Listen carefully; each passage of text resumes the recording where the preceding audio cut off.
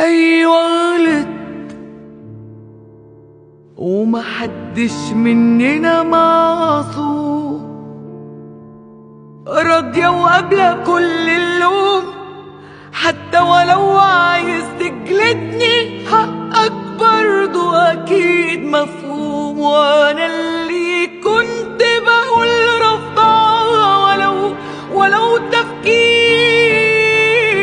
وإني بشوفها غدر وجرح وذنب كبير، يجي اليوم وأقعد قدامك وأنا بستجمع كل القوة، حاسة هموت من اللي هقولهولك، حتى الموت أهون بكتير. وأنا اللي كنت بقول رفضها ولو تفكير،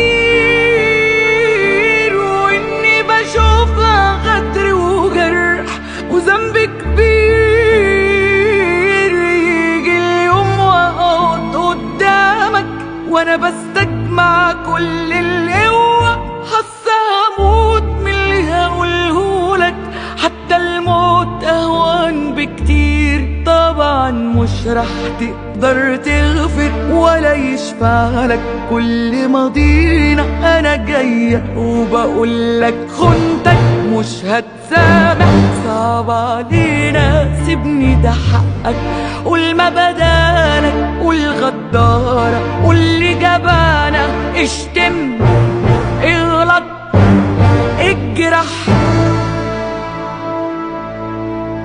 قول مش إنسانة.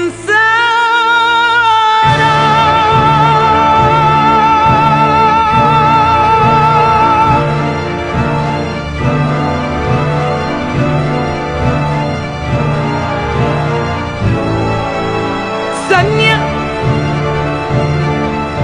من فضلك، حاجة أخيرة عايزة أقولها، إني كدبت عليك في حكايتي، يعني لا خنتك ولا هعملها، أنا حطيتك بس مكاني لما عرفت اللي انت عملته مخبيه. شوف بمرايتك مش بمرايتي، واجه نفسك واستحملها، واحكي لي عامل ايه دلوقتي بعد ما وصلك وجعي واللي انا فيه.